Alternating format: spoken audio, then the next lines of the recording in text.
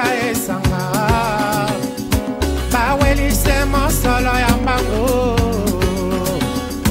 kokima mbango sala.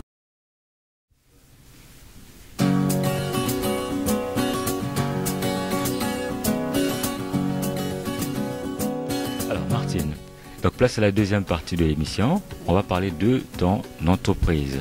Oui. Charisme du leader. Oui. Pourquoi charisme? Tout simplement parce que ma clientèle que je cible, ce sont justement des gens en entreprise, des hommes et des femmes d'affaires qui ont à gérer des personnes, des employés, et que très souvent j'ai rencontré, j'ai croisé malheureusement des gestionnaires qui s'y prenaient très mal. Donc on a ici au Québec un bon pourcentage d'employés qui quittent un travail ou qui part en burn-out ou en dépression, et tout ça c'est relié avec le travail. Donc tout ce qui est mauvaise gestion d'employés, mauvaise relation de travail avec leur patron. Et ces personnes-là font partie aussi de ma clientèle que je reçois en coaching individuel. Donc on a quand même un taux de cas ou de personnes qui sont fatiguées de se faire maltraiter dans les entreprises. Et là, j'ai compris que pour être un leader, il ne s'agit pas simplement d'avoir, de faire connaître son autorité par le fait qu'il soit le dirigeant de l'entreprise ou bien par le fait qu'il est hautement placé et que c'est lui qui décide. Pour être un bon leader, il faut savoir aussi faire comprendre ses points de vue, mobiliser les gens, les faire sentir bien dans l'entreprise. Et ça, très souvent, c'est un manque au niveau des gestionnaires d'ici ou d'ailleurs. Ça doit sûrement se passer aussi comme ça dans les autres pays. Donc, pour avoir ce côté de leader, d'influent, puis pouvoir mobiliser les gens, mais au fait, c'est le charisme qu'il faut. Okay? Alors moi, je me suis dit, je vais me lancer là-dedans. Je vais, au fait, donner un appui, un support, aussi partager mes connaissances avec les gens qui sont des leaders de nos jours, mais qui manquent ce petit quelque chose qui va faire en sorte qu'ils vont rayonner au fond de leur manière de diriger les gens. Puis aussi envers les hommes et les femmes qui sont soit des femmes de famille, ou bien qui ont une entreprise, sont très autonomes ou qui veulent démarrer leur projet et qui doivent parler en public, qui doivent présenter leur projet, qui doivent vraiment aller chercher une clientèle, mais ils ont des bris de communication, ils ne savent pas comment s'y prendre, ou bien ils sont un peu gênés, ou bien, bon, pas mal de raisons, ils ont de la difficulté à faire rayonner leur personnalité. Donc, je cible aussi ces personnes-là qui veulent, au fond, faire sortir leur personnalité. Excellent, excellent.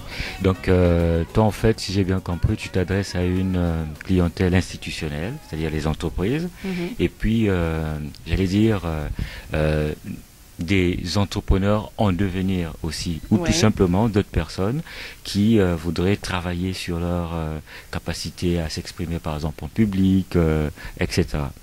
Oui, j'utilise les outils de la PNL, les outils de la PNL pour aider les gens à mieux communiquer ou simplement à comprendre leur comportement ou leur manière de penser ou simplement à voir au fond leur blocage psychologique qui les empêche d'aller plus loin dans la vie. Mais qu'est-ce qui fait la particularité de charisme du leader? En fait, la différence, c'est que par mon parcours professionnel, qui est en ressources humaines et aussi en intervention psychosociale, tout ce qui est relations humaines, je vous dirais que je considère que mes connaissances, mon expérience est unique à moi-même. Donc moi, je me base sur mon expérience du passé, qui est en ressources humaines, et combinée avec mes connaissances de PNL, pour dire que ce que j'offre est différent par rapport aux autres sur le marché. Donc, d'après moi, c'est quand même assez rare de voir une personne combiner des connaissances ressources humaines avec tout ce qui a entré avec la psychologie. Est-ce qu'il y a aussi le fait que en travaillant en ressources humaines, tu as été dans une position intermédiaire aussi. Tu as côtoyé les employés et tu as côtoyé les dirigeants. Oui. Est-ce que ça apporte aussi un plus finalement? C'est effectivement un apport de plus que je peux apporter aux gens, le fait de savoir comment pense un gestionnaire et comment pense un employé. Qu'est-ce qu'un employé a besoin ou bien qu'est-ce qu'une entreprise ou un gestionnaire a besoin pour bien fonctionner. Donc, pouvoir être entre ces deux-là me permet de donner des outils qui vont convenir aux deux mondes afin que les deux travaillent en harmonie pour faire grandir une entreprise. Excellent. Et transmettre mes connaissances de PNL à ces gens-là pour les guider au fond vers une relation plus harmonieuse. Et puis, il y a le fait aussi que tu sois entrepreneur. Tu côtoies des entrepreneurs. Donc, c'est une approche, j'allais dire, tridimensionnelle. Dans la PNL, c'est très important qu'on accompagne, mais que la personne trouve ses solutions par elle-même. Donc, c'est un accompagnement qui est fait en parallèle et non pas main dans la main avec la personne. Donc, ce qui permet à la personne par la suite d'être autonome. Ok. Mais cet accompagnement dure combien de temps? Ça peut durer entre 5 à 6 semaines pour un objectif fixé. Ok. Donc, il se peut qu'une personne revienne me voir après ces 5-6 semaines, me dit, bon, ben j'ai un autre objectif que j'aimerais atteindre. Et là, on fixe encore entre 5-6 semaines. Et à chaque rencontre, ça dure à peu près 1 heure. Et il y a différentes techniques que j'utilise pour justement accompagner la personne à aller plus loin là, dans sa démarche. En fonction des problématiques. En fonction des défis qu'elle a à relever, oui. Excellent. Alors, donc là, on y arrive chez toi, on va dire. En fait, à mon bureau. Ton bureau, quoi. Oui, bon, bureau, c'est parfait.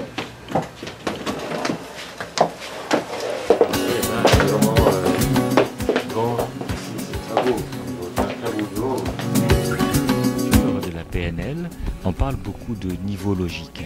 Est-ce que tu pourrais nous éclaircir un tout petit peu ce concept-là de niveau logique? OK. Niveau logique, ça a été créé par un grand psychologue reconnu dans la PNL qui s'appelle Robert Dilts. Et il a créé au fait une pyramide, comme la pyramide de Maslow, mais qui explique au fond les différents niveaux logiques d'une personne dans sa globalité. Donc, il y a au début tout ce qui consiste à l'environnement de la personne. Donc, tout ce qui est de l'extérieur d'elle qui la permet d'évoluer ou pas. Après ça, il y a au niveau du comportement. Après ça, on va au niveau de capacité, valeurs, croyances, identité et mission de vie ou mission spirituelle. Donc, moi, quand il y a une personne qui vient me rencontrer et me raconte son histoire et tout, quand j'écoute son histoire, mon rôle, c'est de déterminer où est-ce que la personne ressent les émotions, mais où est le blocage au niveau de ces différents niveaux logiques.